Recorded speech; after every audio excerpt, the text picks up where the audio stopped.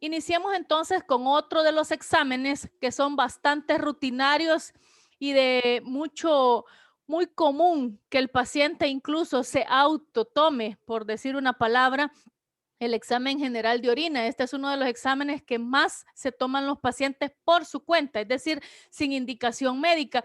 No es del todo que esté malo. Acuérdense que nosotros vivimos en unos países con libertades, creo yo, a nivel de salud muy extremas, pero aquí puede ir cualquiera a un laboratorio, lleva en una muestra de orina, cualquier laboratorio, y dice, yo quiero hacerme un general de orina y nadie le pone un pero y cualquiera se lo hace más fácilmente. Incluso quizás de los exámenes quizás más de rutina, como por ejemplo hemograma, general de heces o general de orina, de los que más se toma la población por su cuenta es el general de orina.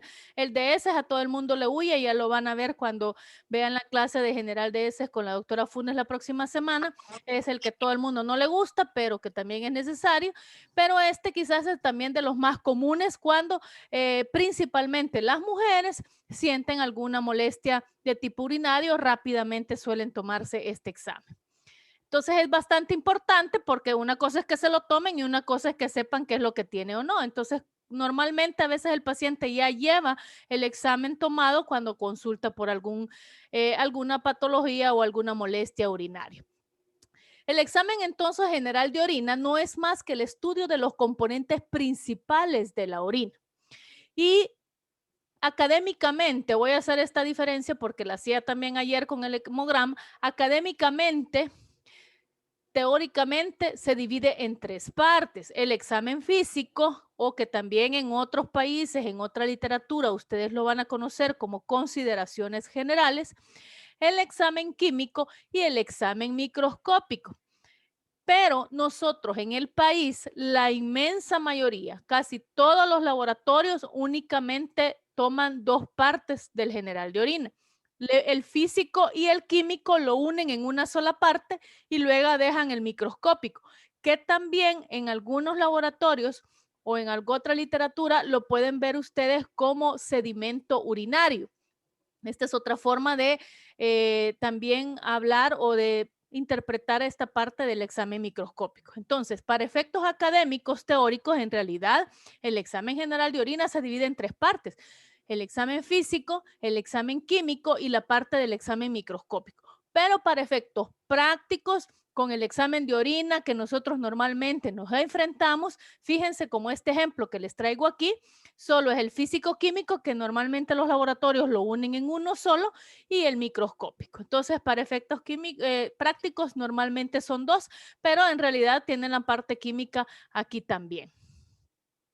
Aquí tienen este otro, miren, el examen, también el examen físico-químico y el examen microscópico. Ese es un formato, no me pregunten de dónde ha salido, es un formato que toman los laboratorios por cada región, en este caso en el país. Es el formato que toma la mayoría, ¿verdad? Que solo lo divide en dos partes, pero no significa que les faltó una parte, sino significa de que lo han unido pues tal vez para efectos más prácticos de ellos y también del médico. ¿Qué es la orina? Porque estamos analizando la orina, pero ¿qué es la orina? La orina es un ultrafiltrado del plasma a través del cual el riñón excreta desechos tóxicos generados por el metabolismo celular. Porque todos hablamos de orina, de general de orina, pero si no sabemos qué es lo que estamos evaluando, de dónde viene, es un ultrafiltrado del plasma. Entonces, al final, la orina es todo el producto donde van la mayor parte de desechos tóxicos del metabolismo celular a través del riñón. ¿Cuáles son los compuestos de la orina? Vamos a hacer una especie de repaso, pero muy rápido, sobre el tema urinario para que podamos entender qué es lo que comprende y que no necesariamente, a pesar que forman parte de la orina, no necesariamente se observan o se analizan dentro de un examen de orina. Tenemos que la orina comprende compuestos inorgánicos y compuestos orgánicos. Los compuestos inorgánicos está el cloruro de sodio, el potasio, el ácido sulfúrico, el amoníaco, el magnesio, el calcio, el hierro, y también como orgánicos la urea, creatinina, el ácido úrico y cuerpos cetónicos. Aquí quiero hacer una diferencia muy importante. ¿Por qué? Porque en este caso de los compuestos orgánicos, la creatinina, el ácido úrico, la urea, se consideran para nosotros siempre parte de la orina, o sea, se analizan a través de la orina, pero no van dentro del estudio de general de orina, sino que se consideran como parte del perfil renal. Entonces se analizan de forma individual. Es decir, yo voy a mandar, en este caso, podemos mandar creatinina urinaria y creatinina en sangre. Ya lo vamos a ver cuando veamos perfil renal, pero también podemos mandar el ácido úrico y queremos ver solamente los cuerpos cetónicos, si los miramos en el general de orina, y la urea, que la podemos ver a nivel sérico o sanguíneo, pero algunas veces también la podemos determinar a nivel urinario. Pero estos casi no siempre se analizan a nivel de un examen general de orina normal, sino que pueden convertirse en exámenes especiales y que casi siempre nosotros los manejamos dentro de perfiles renales como estudios especiales. Los procesos básicos para que se forme esta orina son, ya lo sabemos, tres, te lo vienen desde fisiología a través de la filtración, de la reabsorción y la secreción. Son tres procesos básicos que se dan a nivel renal que permiten al final tener este ultrafiltrado plasmático que a través de todo esto termina de sacar ya los últimos desechos tóxicos que no nos interesa tener en el organismo. Entonces, ¿cuál es la importancia del general de orina, de un examen general de orina? Bueno, aunque no lo parezca, aunque parezca muy sencillo, aunque es un examen barato, ya nos da información sobre el estado funcional renal. Si obviamente la orina viene de un proceso que se da a nivel renal, pues obviamente el resultado de este también nos va a informar cómo está el riñón. No solamente aquellos estudios especiales renales son los que nos van a decir exactamente tiene una insuficiencia renal o no, porque cuando ven o hablamos de perfiles renales o ya otros exámenes más especializados, solo en insuficiencia renal pensamos y no tal vez en otras patologías. Pero desde el examen general de orina, nosotros ya podemos comenzar a sospechar algunas anomalías o alteraciones a nivel renal. El general de orina detecta alteraciones no solo a nivel renal propiamente dicho, sino en las propias vías urinarias.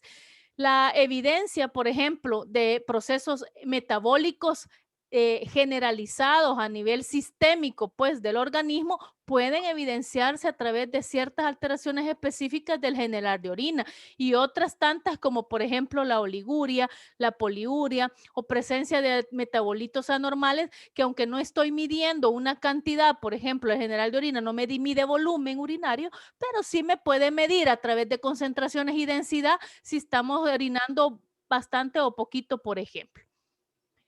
Entonces vamos a analizar en esta clase cada una de las partes. Este va a ser, o esperaría yo que así va a ser la dinámica en la cual nosotros vamos a ir analizando, estudiando cada una de las partes de los diferentes exámenes de laboratorio que analicemos en esta cátedra. Vamos a ir por partes, vamos a empezar con el análisis físico de la orina.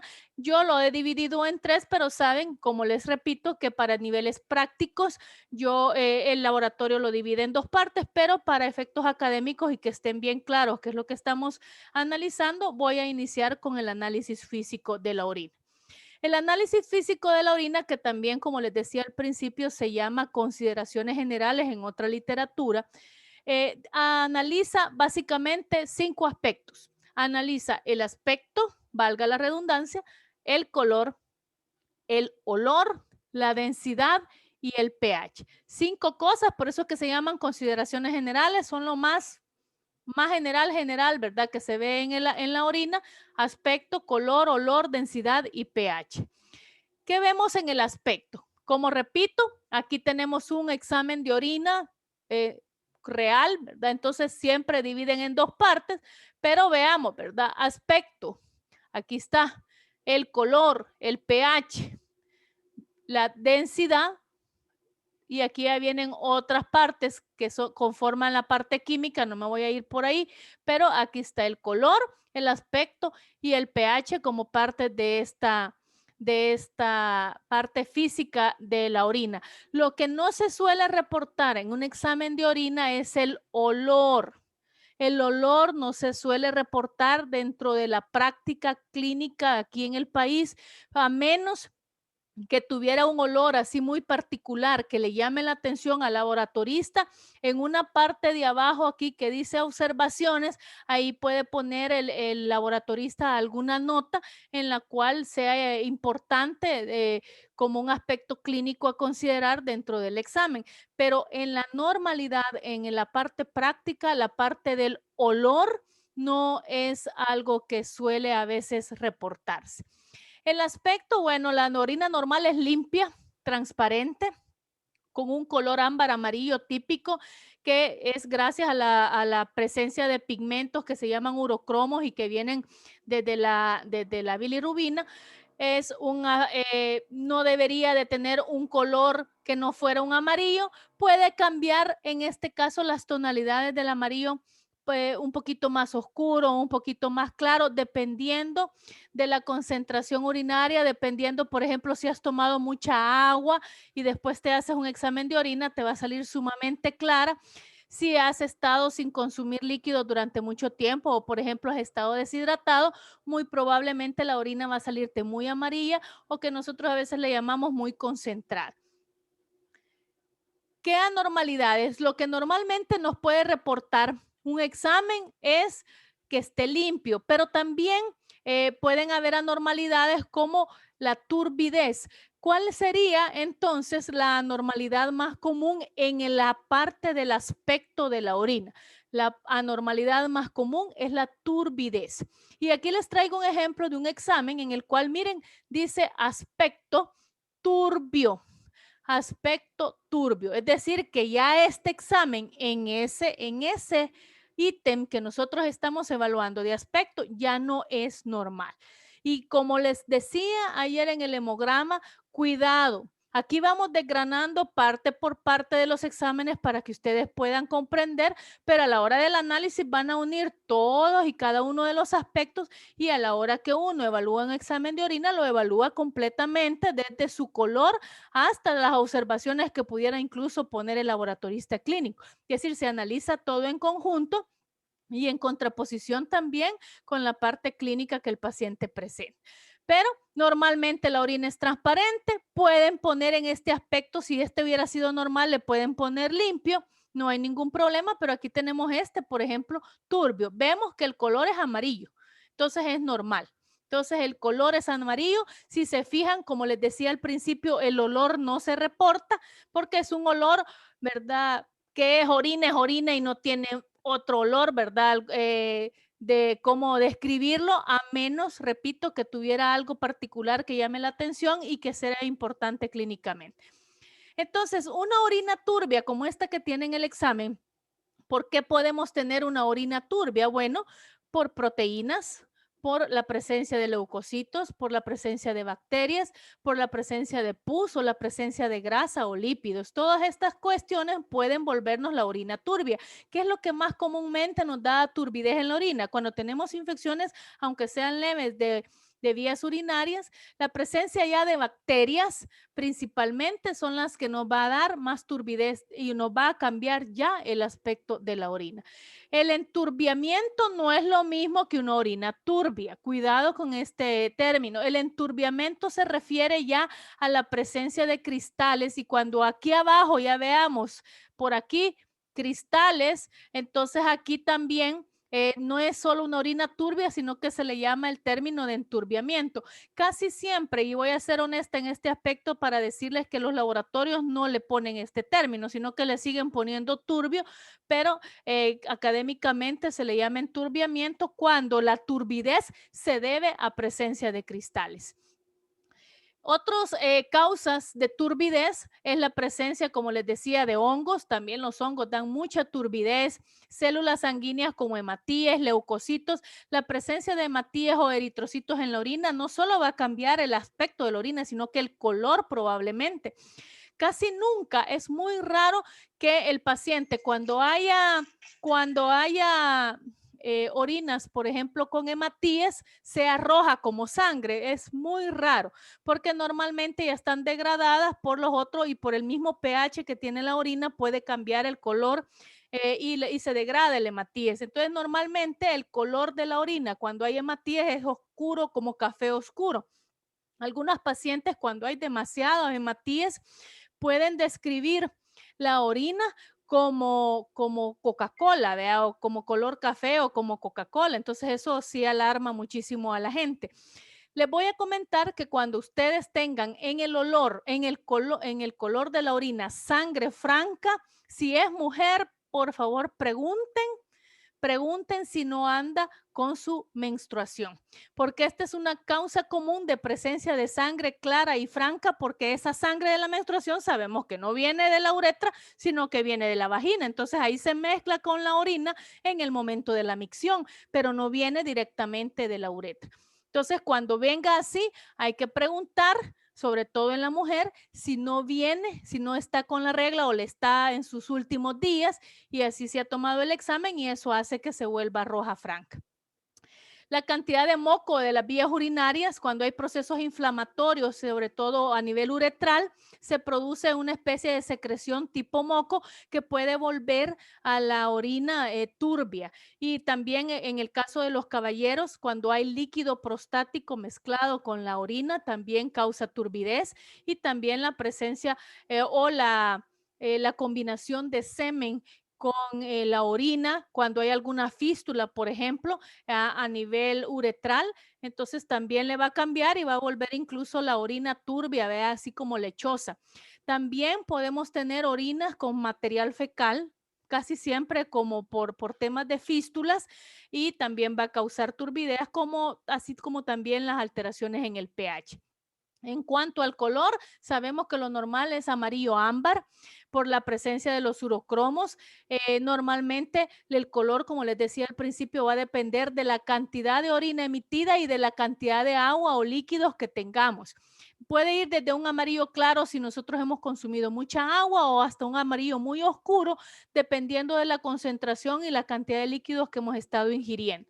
Cuando la orina está muy concentrada, que es cuando está muy amarilla, el color se vuelve más amarillo oscuro y normalmente también puede tener un olor un poquito más intenso, pero sigue siendo un olor a orina o sui generis, como a veces le llamamos.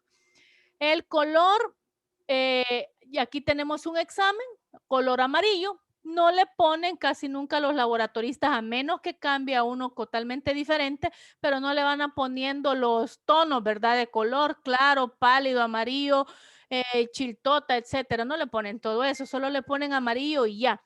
Este, por ejemplo, dice ligeramente turbio, que cuando reportan, por ejemplo, aspecto como ligeramente turbio, es quizás bien común que generalmente ya hay la presencia de alguna alteración en el resto del examen de orina, pero que no es tan grave como para poder volverlo 100% turbio.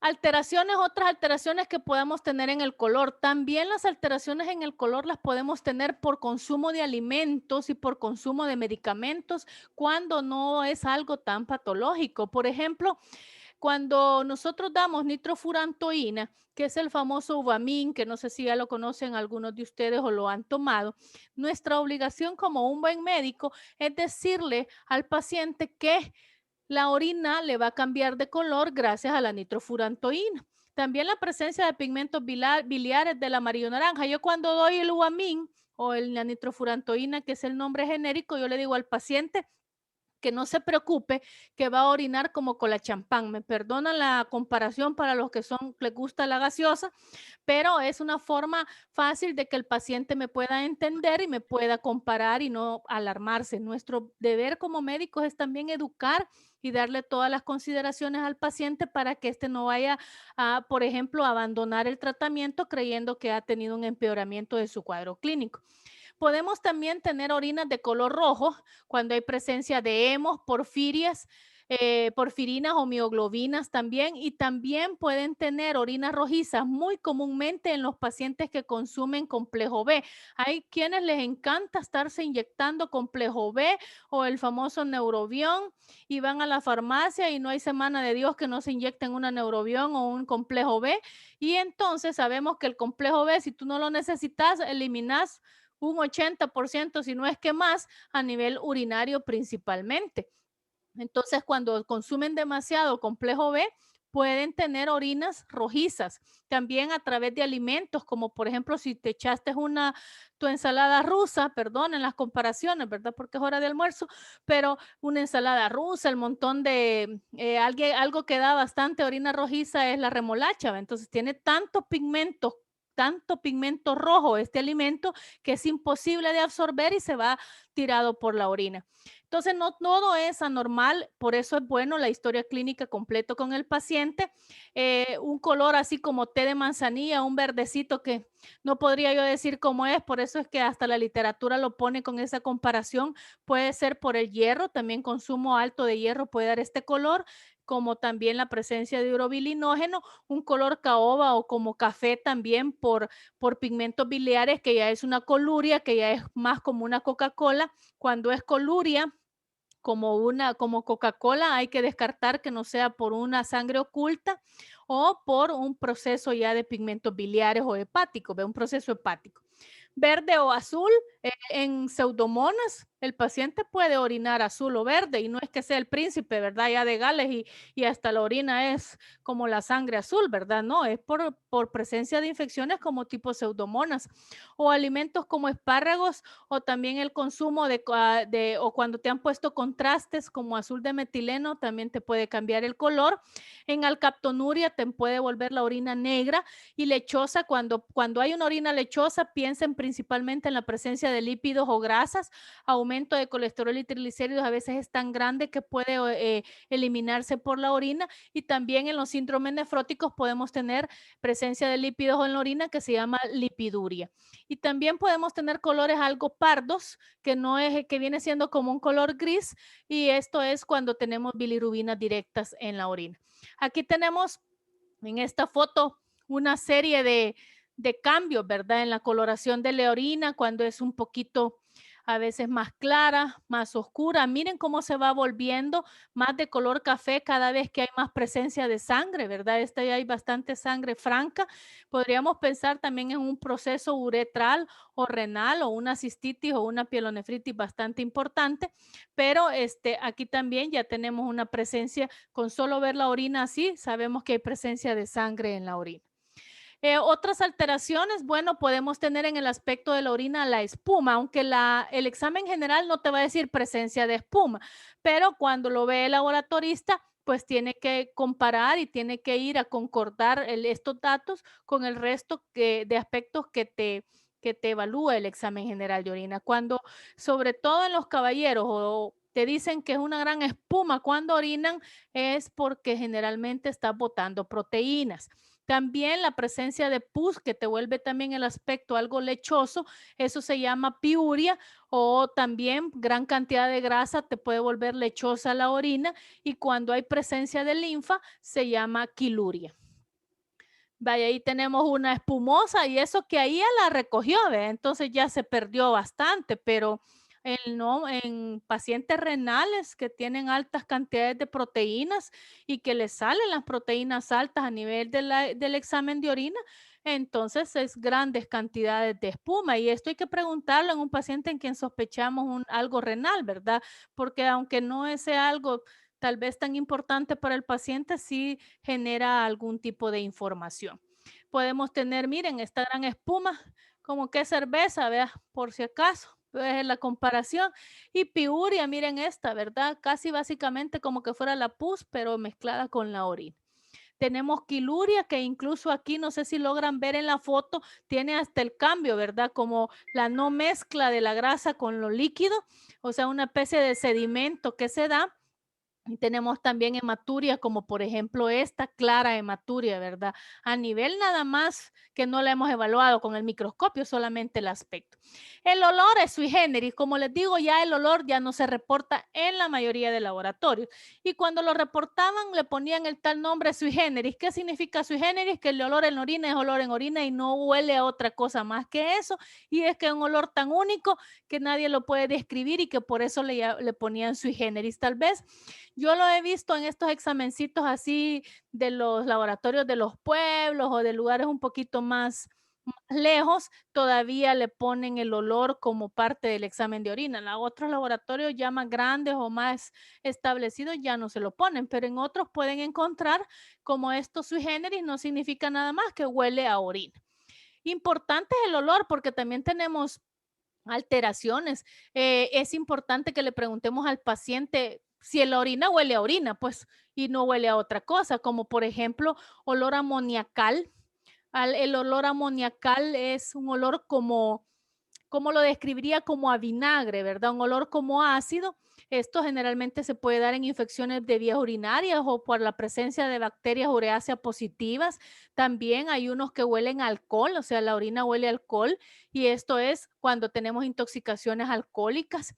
Y también esto también los pacientes lo dicen frecuentemente cuando la orina huele a dulce, o sea, se siente el olor como cuando estás cocinando, oliendo y que se siente el olor a dulce. Generalmente cuando es dulce hay presencia de cetonas en la orina con una cetonuria o presencia de glucosa en la orina, precisamente en las personas diabéticas o en las que están descompensadas de la diabetes, pueden estar botando azúcar por la orina y esto vuelve la orina dulce.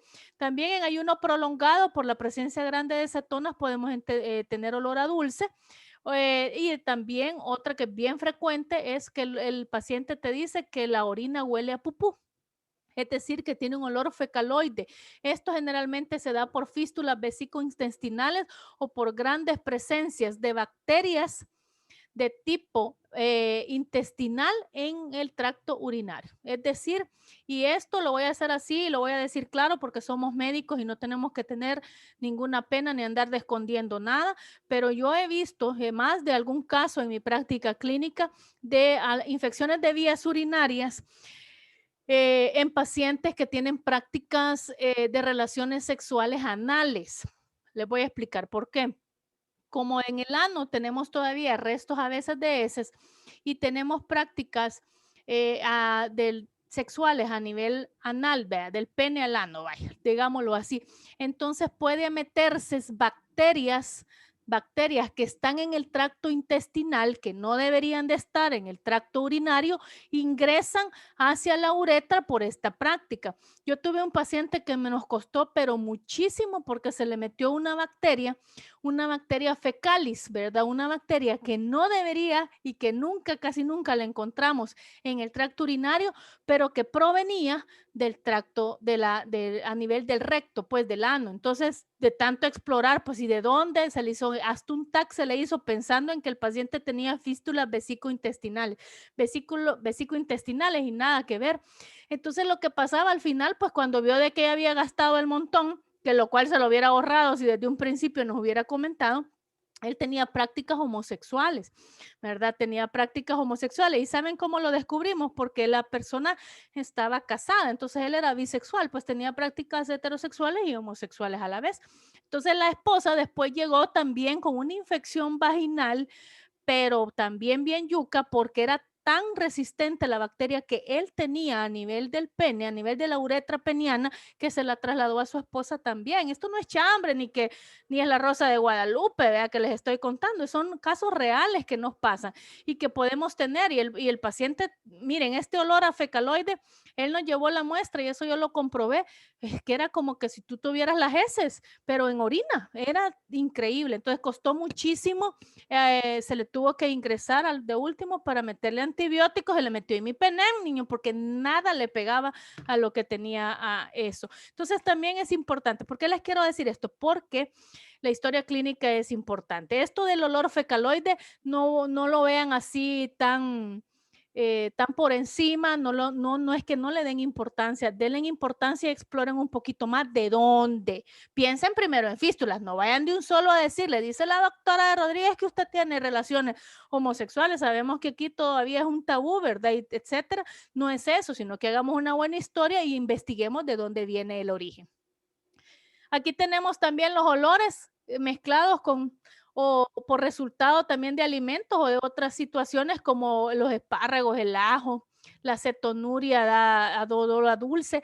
Yo a veces les pregunto cuando tienen cetonurios que si sienten como olor a manzana, ¿verdad? O olor a frutas o dulce en el paciente diabético.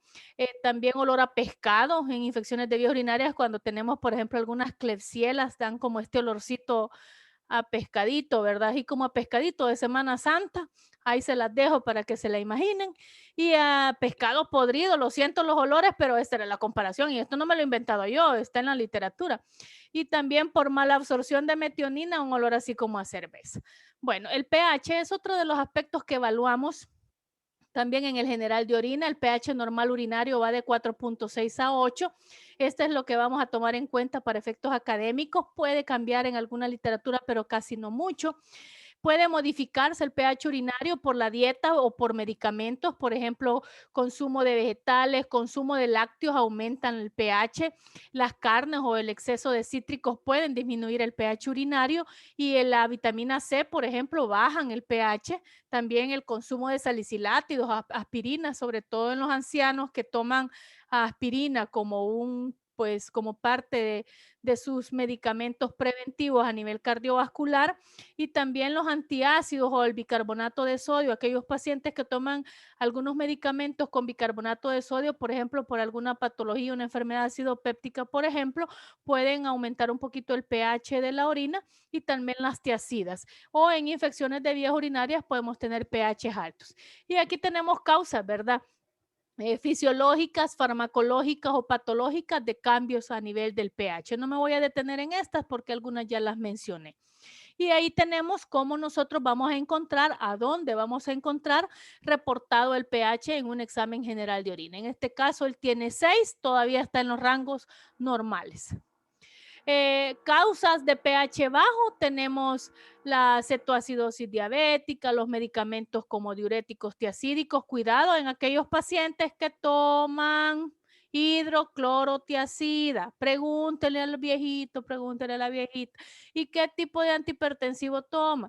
Toma hidroclorotiazida. ¿Cuánto toma de hidroclorotiazida? Porque si estamos reportando un general de orina, entonces esto nos puede bajar un poquito el pH. En diarreas crónicas, en ayunos prolongados, en dietas altas de proteínas, en gota o en malnutrición, podemos tener pH bajos. En cuanto a la densidad urinaria normal es de 1005 a 1030. También aquí pueden haber algunas pequeñas variaciones de respecto a la literatura, pero esta es la que vamos a tomar en cuenta para efectos académicos y de evaluación. Normalmente indica la cantidad relativa de solutos que contiene un volumen determinado de orina, y el 70 al 80% de estos solutos generalmente son por la urea. La densidad va a depender también de la concentración total de los solutos. Por ejemplo, en un paciente deshidratado vamos a tener una orina concentrada y por lo tanto su densidad aumentada. Al contrario, si tomas mucha agua y la orina es bien clarita, la orina es bastante diluida, entonces la densidad va a estar disminuida o normal. Casos especiales que podamos tener en el examen general de orina, podemos tener como en cualquier examen falsos positivos cuando tenemos grandes cantidades de proteínas, falsos negativos en casos de orinas alcalinas o orinas con densidad baja, de más o menos unos 1010, que pueden indicar incluso daño renal severo. También podemos tener densidades bajas en diabetes insípida, en glomerulonefritis, en pielonefritis, en insuficiencias suprarrenales, o también densidades altas en los pacientes diabéticos o con insuficiencia adrenal, o también podemos tener densidades elevadas cuando tenemos casos de deshidratación. Un niño, por ejemplo, que nos llega, le toman el de orina, o un adulto con unas grandes diarreas y que ya está deshidratado, su densidad urinaria se va a elevar. Aquí tenemos más o menos el rango de 1005 a 1030, y ahí tenemos, ¿verdad?, que nos puede dar menos de 1005 y que te puede dar más de 1030. Y ahí tenemos, miren, este tiene 1015. ¿Está normal o está anormal esta densidad? ¿Qué me dicen de este examen? ¿Está normal o anormal? Hola. Está normal, doctora. Está normal. Ok, vaya, miren, y aquí el color amarillo ya no le ponen el olor. Es que ya casi no le ponen, pero bien bonito se leía cuando decía uno sui generis, pero bueno, ya no lo ponen. El color es amarillo, ligeramente turbio y la densidad 1015. Hasta aquí en estos tres podríamos considerarlo, exceptuando el aspecto, normal. El color está normal, el aspecto ya no está normal y la densidad todavía se conserva normal y el pH también, ¿verdad? Que ya lo vimos, también está normal. Aquí tenemos otro examen, bueno, creo que es el mismo, ¿verdad? Pero para que lo vieran un poquito más de cerca. Y hasta ahí llegamos con el análisis físico. Ahora vamos con el análisis químico de la orina. El análisis químico comprende el estudio de ciertas partes especiales como son las proteínas, la presencia de glucosa, la presencia de cetonas, urobilinógeno, bilirrubina, nitritos, la presencia de sangre oculta y la presencia de estereasa leucocitaria. Entonces, todos estos aspectos comprenden el análisis químico de un general de orina.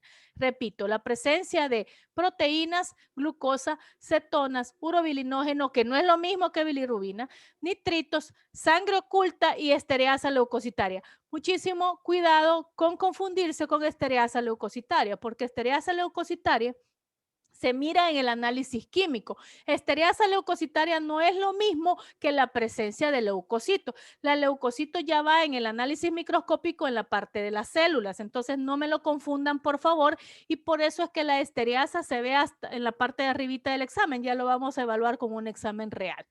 Veamos las proteínas. Bueno, acordémonos que el riñón mantiene la homeostasis de las proteínas gracias a las membranas selectivas capilares glomerulares que comprende, que impide casi por completo la eliminación de todas las proteínas a nivel urinario. Es decir, que lo normal es que elimines poquitas proteínas o nada de proteínas si fuera posible. Entonces, esta permeabilidad va a depender de diversos factores, ¿ve?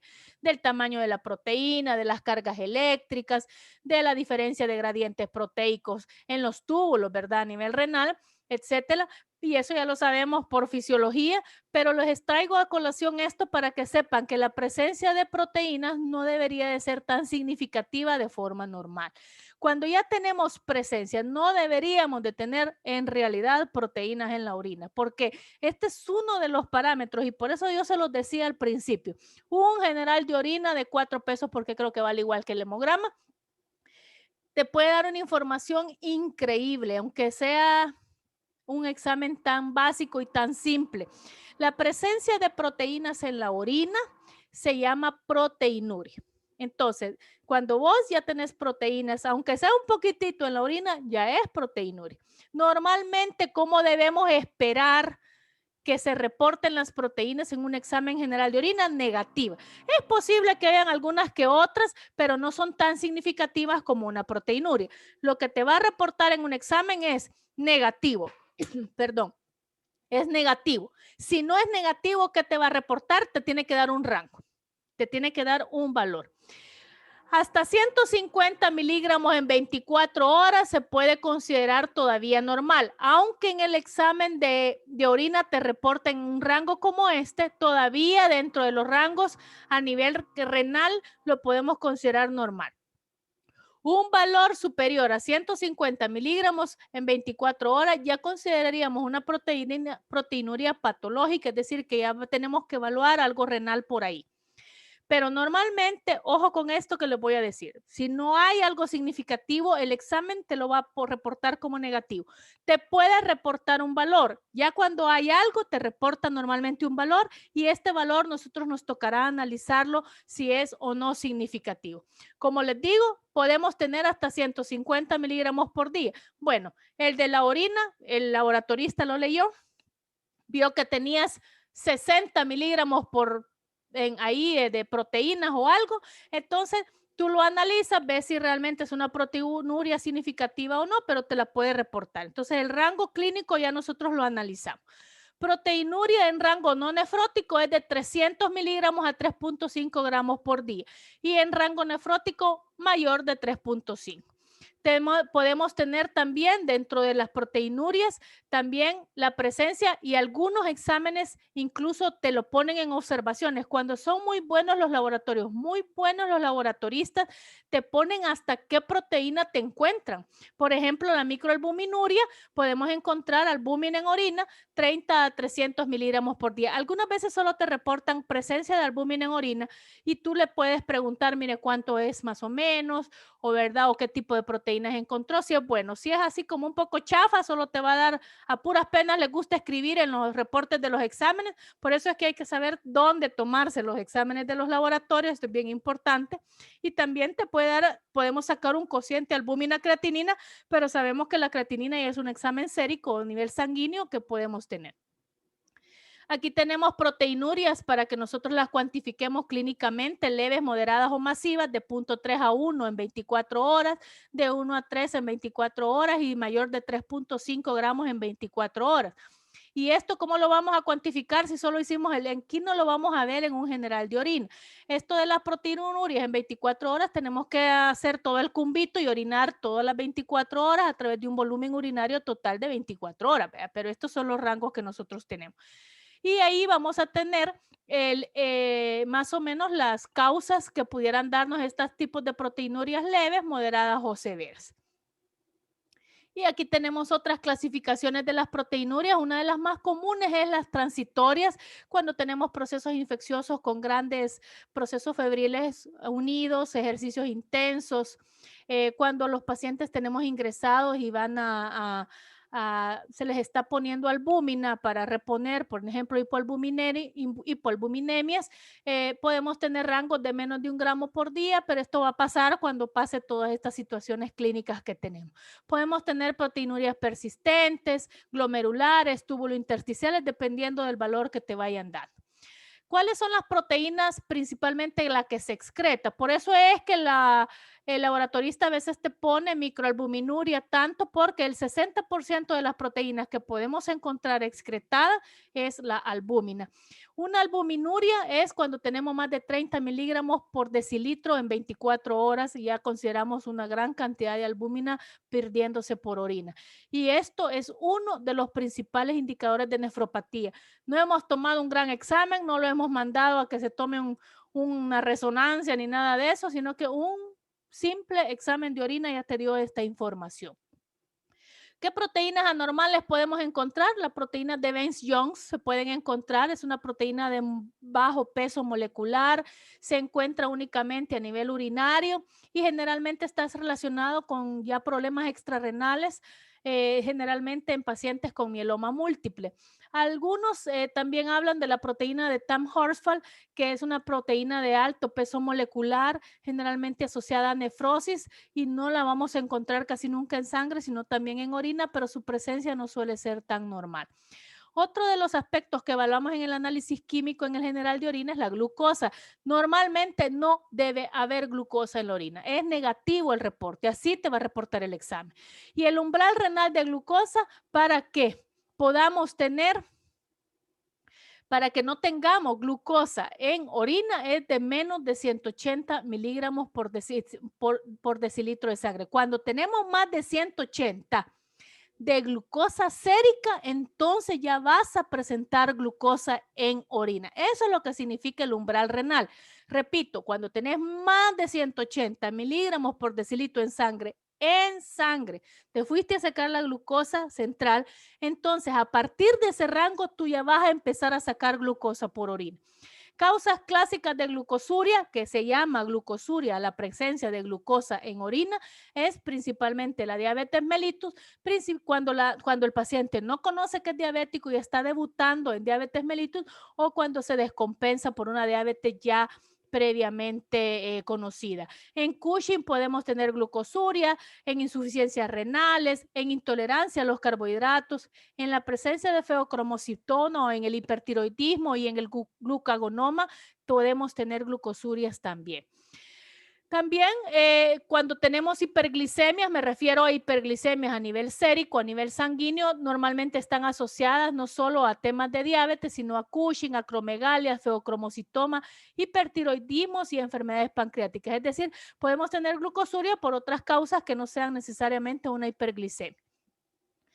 A nivel de las cetonas, ¿cuál es el resultado? También las cetonas no deben aparecer en un examen de orina, el resultado debe de ser negativo y provienen generalmente de la degradación de los ácidos grasos que se forman en el hígado.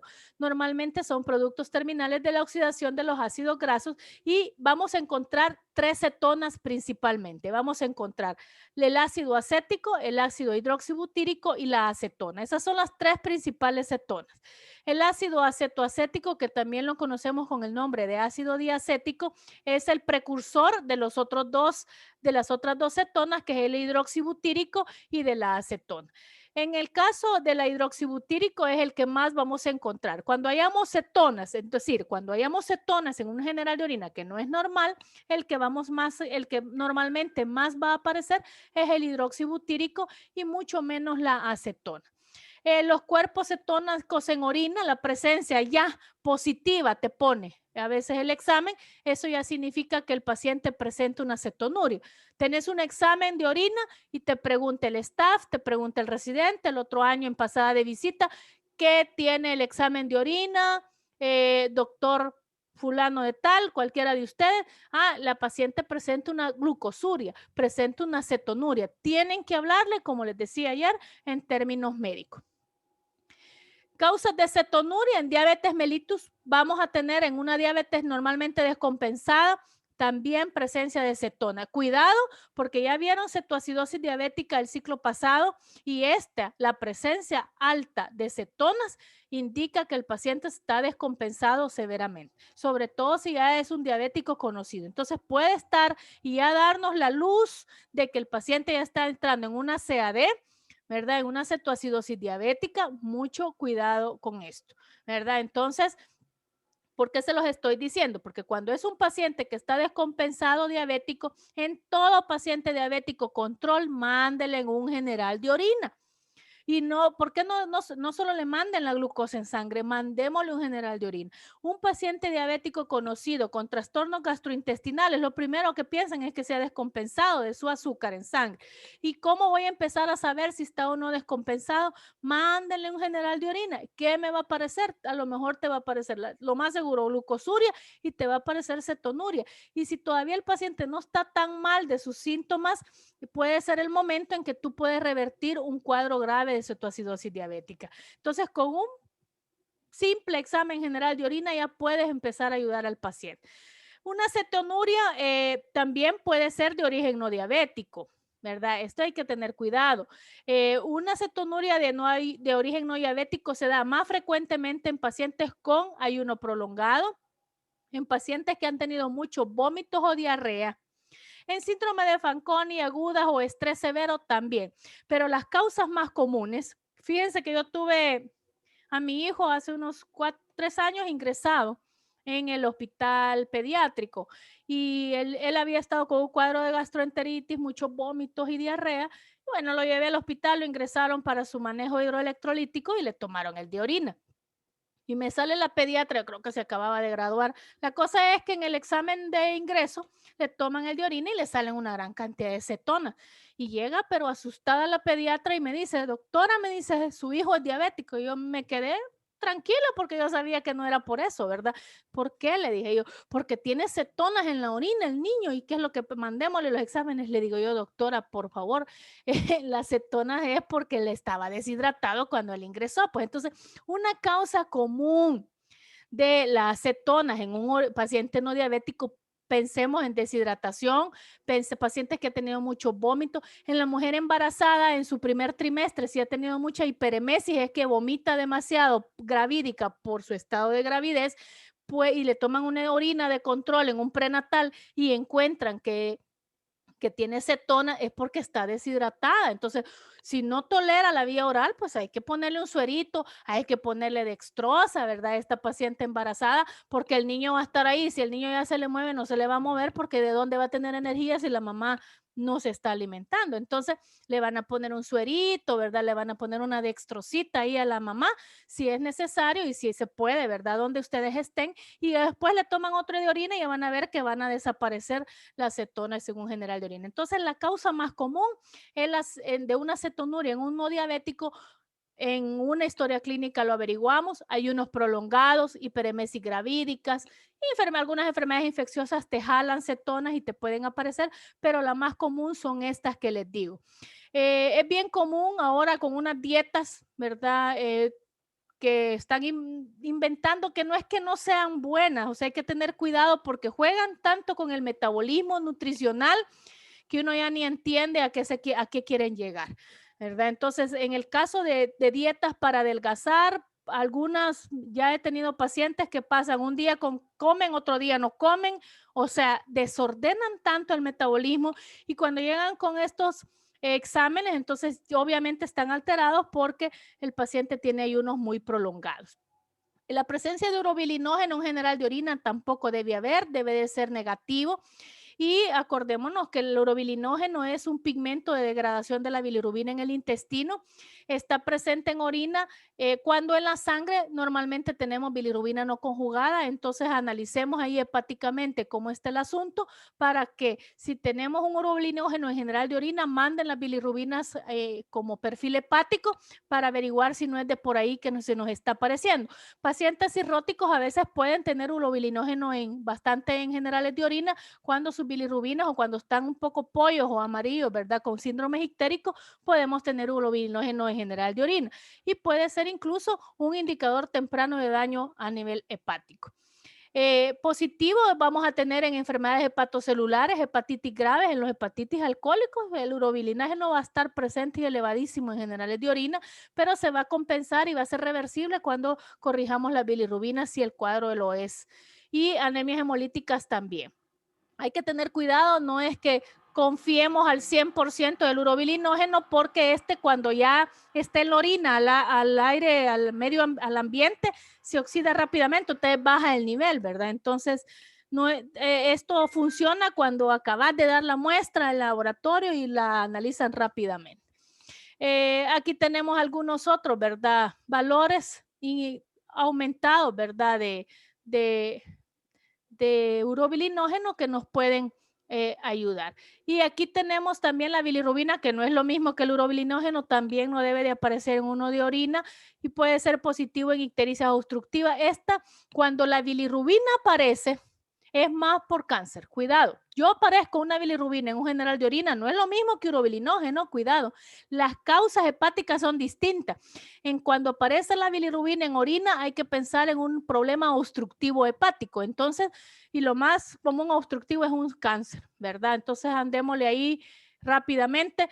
Fíjense, a veces los pacientes, es lo que les decía, el médico a veces no analiza, no evalúa la importancia de estos exámenes tan sencillos y a lo mejor el paciente de rutina llevó este examen, te aparece esta bilirrubina positiva y bingo, tú pensaste esto puede ser tal cosa, mándale otros exámenes, mándale todo su screen hepático, mándale una ultrasonografía, un TAC si es posible y bingo, a lo mejor te va a aparecer ahí un TUCA que el paciente ni siquiera se imaginaba que tenía y que gracias a lo mejor a una intervención, un examen tan simple, le pudiste a lo mejor tener una mejor intervención temprana.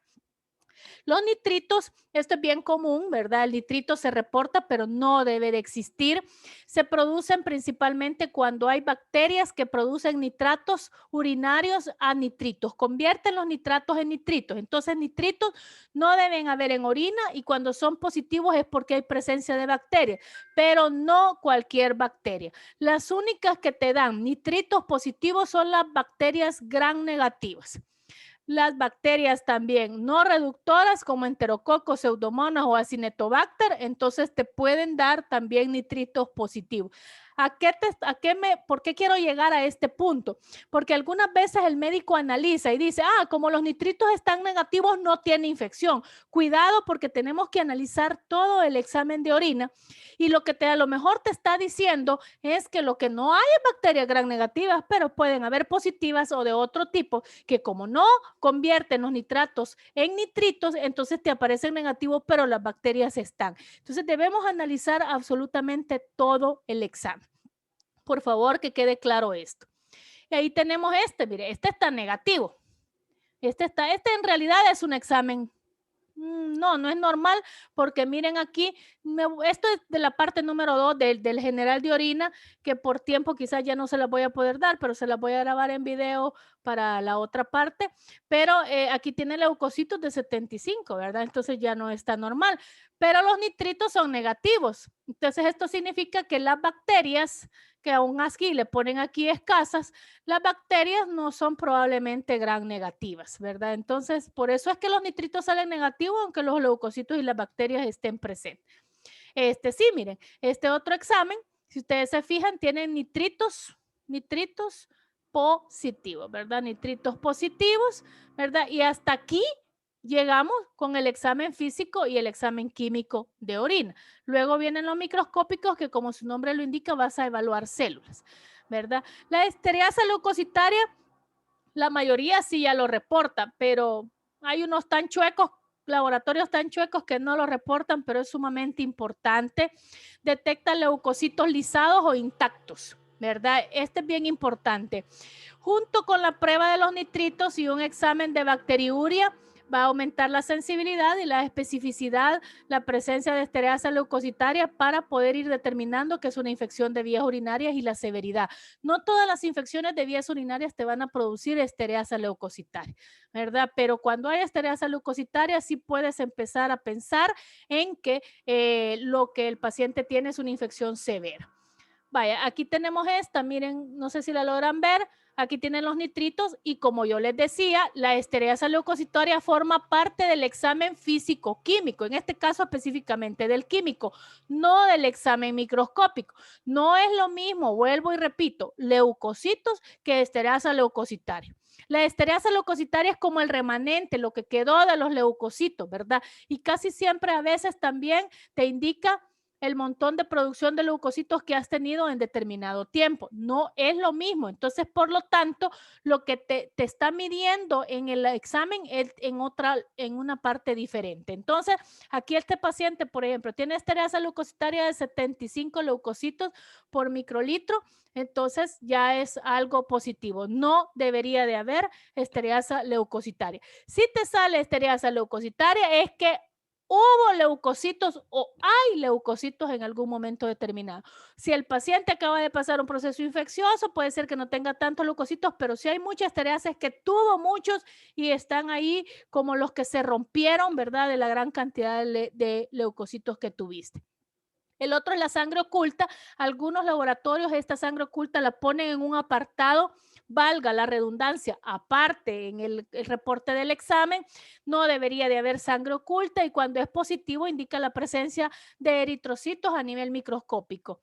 Esto significa que casi siempre, si nosotros hallamos positivo sangre oculta, allá cuando veamos los eritrocitos en el examen microscópico también deberían de existir.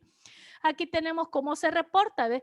Aquí está la sangre oculta, este sí ya lo incluye, este es otro formato de laboratorio y te pone todo negativo, ¿verdad? Aquí te pone negativo el urobilinógeno, los pigmentos biliares, que en este caso lo pone como pigmento biliar, pero sería el mismo bilirrubina, y los cuerpos cetónicos, la sangre oculta negativa, la glucosa y las proteínas, nada tiene. O sea, en este pedazo es todavía normal esta parte del examen.